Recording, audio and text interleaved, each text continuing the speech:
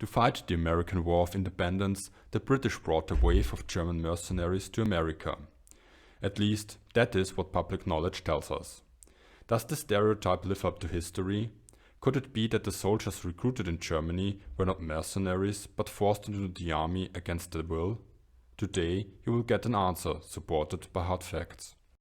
In the 18th century, just like today, there were two ways of recruiting soldiers, either with pay or by force. Usually we call these two systems hiring and conscription. The system of hiring is obvious. Some ruler offers money in return for military service. This is where the mercenaries come in. Conscription has different methods. In regards to the times of the American War of Independence, we should not think of today's understanding of a draft, where the government calls up everyone they want for total war. Instead, nearly 250 years ago, the states had systems called the enrollment system and the canton system. When using enrolling lists, the state would register everyone in a certain age group and have their pick from whomever they saw fit for their purposes. A subject could escape being called up by either being indispensable for the local economy or presenting a substitute. The famous Prussian canton system was stricter than the enrollment system. Every regiment had its own district where it would draw its recruits from. Some of them would be sent home to work, others would stay according to needs. This was closer to today's conscription, since in the end most men would end up in the army at some point. The canton system allowed a very selective and decentralized enlistment of those who, allegedly, contributed least to the local society. It also put a lot of social pressure on the recruits. Let's look which systems the principalities who gave soldiers to the British used.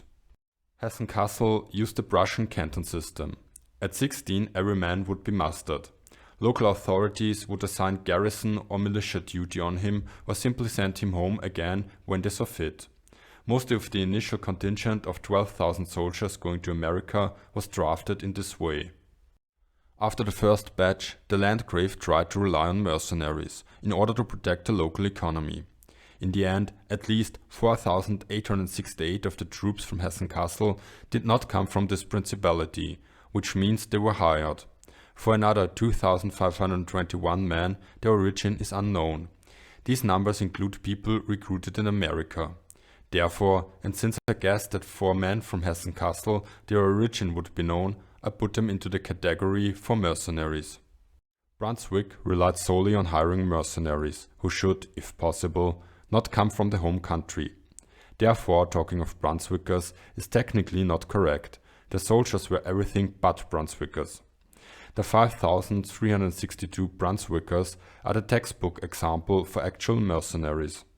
For Hessen-Hanau the sources give no data, but since Hessen-Hanau was split from Hessen-Kassel not long ago and technically still was ruled by the Landgrave of Hessen-Kassel, I will make a guess and say that the country had the same system as Hessen-Kassel, and the proportion of mercenaries to conscripts was similar. This would provide 890 volunteers and 1,532 conscripts. Ansbach-Bayreuth used enrollment lists, but later, just like in the case of Hessen-Kassel, Markgraf Karl Alexander tried to rely on mercenaries to replenish his troops. This adds 1,285 men from the enrollment list in the first batch and 1,068 volunteers in the later reinforcements. Different measures were taken such that the princes could be sure of the services of their subject. In Ansbach, for example, no subject could leave the principality or even marry without permission.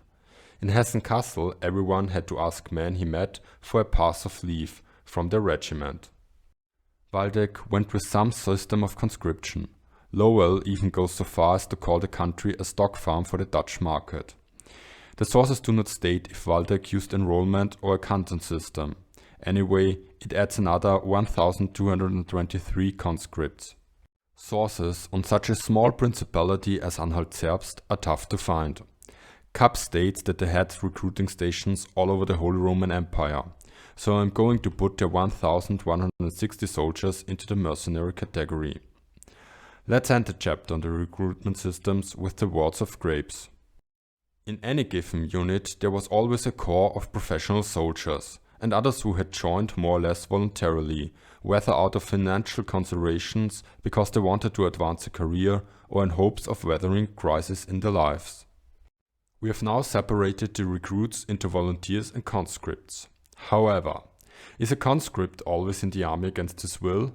And is a hired man always a volunteer? You might say, of course, in the recruitment of volunteers there's no force involved. In the end, the army regulations forbid this clearly. A senior officer, if he recruited forcibly or committed other excesses, should be punished according to judgment with cassation, but sergeants and privates with inevitable corporal punishment. Even the pretext that they received orders to do so should not protect them. People taken by such force should be released immediately without payment. Of course, we all know that such a regulation is not worth the paper it is written on, when the prince really needs soldiers. For example, Solme claims that he was recruited by force, although there's doubt if his tale can be trusted. It was no accident that recruitment offices were usually located in a tavern. Like other recruiters at the time, Braunschweig-Wolfenbüttel officers and non-commissioned officers frequently used alcohol to facilitate the process. Sometimes force was used too. At most 5% of recruits ended up in the military by force, despite what Solme, Schiller and other contemporary writers and critics of the subsidy treaties later claimed. Of course, there's another point to consider. In 1778-79, the War of the Bavarian Succession happened. The conditions in the British army were better than in the Austrian or Prussian military. Many men would have been drafted into an army anyways. When they volunteered to go to America, they might just have picked their favorite slave master, which makes them slaves nonetheless. Force or not, there also were other arguments for military service. Granted, the risks of a military campaign and sea travel were high, but so were the risks faced by other migrants at the time. The contemporary perception, moreover, was that North America was a land where limitless economic opportunity awaited newcomers. Such prospects must have been very appealing for young men who were already considering military service for financial reasons. The soldier's payment furthers the prospect of military service. A servant at court would earn 1 or 2 thalers a month, while a private would earn 5 thalers. In America, the soldiers would receive British pay and thereby earn nearly 6 thalers. In addition, there were signing bonuses. We also should not forget that the soldiers had to pay for necessaries out of their own pockets. For context, a thaler bought a calf in these times. Now let us ask if every conscript really was a conscript. That force was included is very clear. In Württemberg, when the alarm was given, the parish must instantly rise and occupy roads, paths and bridges for 24 hours, or until the fugitive was caught. Should he escape, the place must furnish a substitute, as tall as the deserter, and the sons of the principal men of the village were first liable. Whoever helped the deserter lost his civil rights and was imprisoned with hard labor and flogged in prison. Forcefully recruited or not, the attitude towards the new recruit tells us a lot. Kapp presents an extract from the army regulations. The NCO has to carry a good bayonet and a terzerol during the transport. He always has to make the recruit walk behind him, never in front of him, and never come close to him. He must make it clear to the recruit that a wrong step would mean his life. But if the recruit has attempted an escape, he has to be chained without mercy, or thumb screws should be used. It is bad if the NCO has to use his gun and wound or kill the recruit. Let Steelman the argument that this treatment was necessary. Surely there were cases where men signed up for military service in order to receive the bounty and then deserted as soon as possible. Handling the recruit like a prisoner would prevent that. In any other case, this regulation is not acceptable at all. In the end, we cannot be totally sure if an, for example, enrolled soldier was in the army against his will.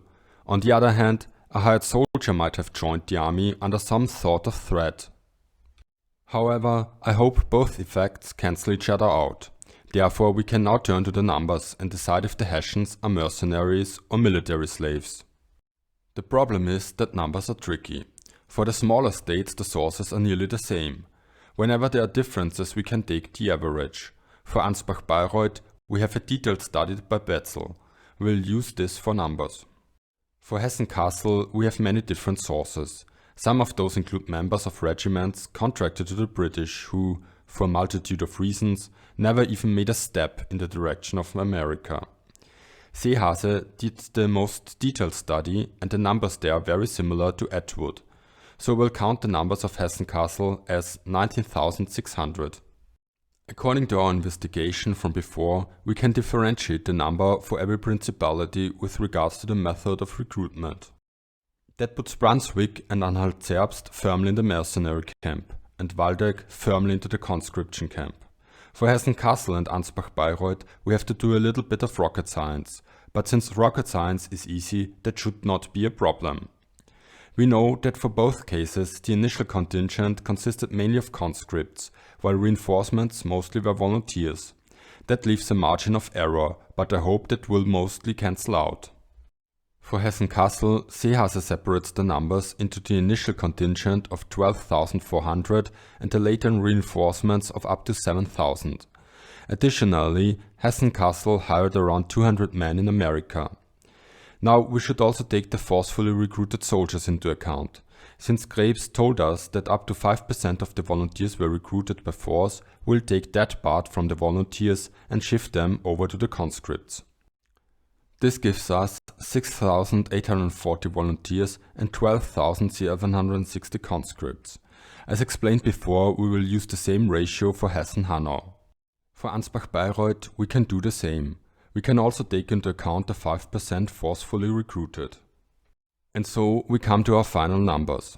The final balance is 15,221 volunteers and 16,898 conscripts. This brings us back to our original question. Were the Hessians conscripts or volunteers, military slaves or mercenaries? Both sides can celebrate, because both sides are right. Or wrong, for that matter. A good estimate would be half and half. I think you can make up your own mind. On the other hand, what was in the minds of the German princes was very clear.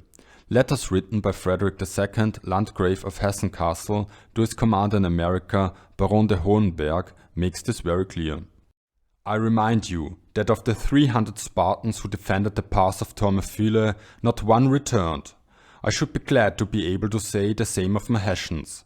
Tell Commander Mindorf that I am not at all pleased at his behavior in saving the 300 men who were fleeing before Trenton. During the campaign, of all his troops, he has not lost 10 men.